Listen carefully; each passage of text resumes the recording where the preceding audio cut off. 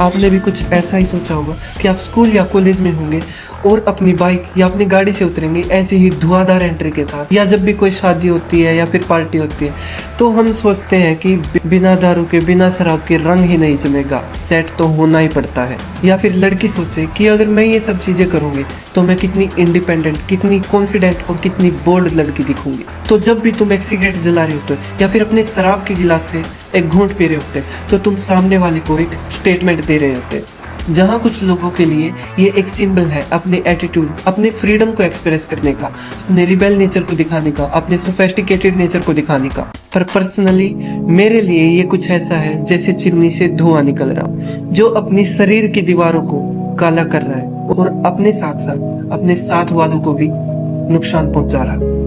पर बहुत से लोगों के लिए ये घुटन बन जाता है और इसकी शुरुआत उस पल से शुरू हो जाती है जब आपके दोस्त आपको कहते हैं कि सिर्फ एक कस ले ले तेरा दिमाग ठीक हो जाएगा, या सिर्फ एक पैग ले ले तेरी सारी परेशानियां खत्म हो जाएंगी। और देखते ही देखते आप इस चीज के आदी हो जाते हैं और इस चीज की आपको लत लग जाती है और फिर आपकी काउंट बढ़ती जाती है। 1 पैग, 2 पैग, 3 पैग, 5, 10, 15 सिगरेट, ऐसे लगातार आपकी काउंट बढ़ती जाती है और आप इसको कभी स्टॉप नहीं कर पाते। फिर आपको अपनी डेली लाइफ में अगर थोड़ा सा भी स्ट्रेस फील होता है, छोटा सा भी कोई कॉन्फ्लिक्ट होता है या छोटी सी भी कोई लड़ाई हो जाती है, आप उस घास का, उन सड़े हुए फ्रूट्स का सहारा लेते हो जैसे एक बूढ़ा आदमी लाठी का सहारा लेता है। उसके बिना आप चल नहीं पाते, उसके बिना आप अच्छे से सोच नहीं पाते और तो और सुबह आप फ्रेश भी नहीं हो पाते। ये मानना गलत नहीं है कि ये चीजें आपके कॉन्फिडेंस को दिखाती है, आपकी कूलनेस को दिखाती है, लेकिन ये चीजें अपने साथ साथ चिंता, अकेलेपन और दूसरों के साथ तालमेल न बिठाने की आदत को लेके आती है, जो आपको मजबूर करती है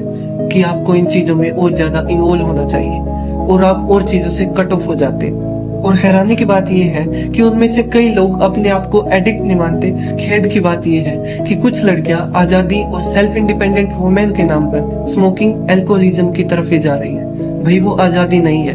ऑलरेडी जो इस चीज के एडिक्टेड है वो इस चीज से जूझ रहे हैं और वो जो भी एक्ट कर रहे हैं वो नशे में कर रहे हैं। उनका फेक कॉन्फिडेंस है, फेक कूलनेस है। मैं हॉस्पिटल वार्ड्स में काम करता हूँ, मैंने पेशेंट को देखा है, सीओपीडी, अस्थमा, ब्रोंकाइटिस और न जाने ऐसी कितनी बीमारियों को लेकर आते हैं। सांसें गहरी, छाती पर हाथ, आंखें निकली हुई और सिर्फ एक गुजारिश कि दोबारा शांति से सांस आ जाए। तो स्मोकिंग और एल्कोहलिज्म के पीछे का असली कारण सिर्फ पार्टी करना या एक अच्छा टाइम व्यतीत करना नहीं है, उसके पीछे का असली कारण है seeking connection, acceptance, sometimes escape from problems temporary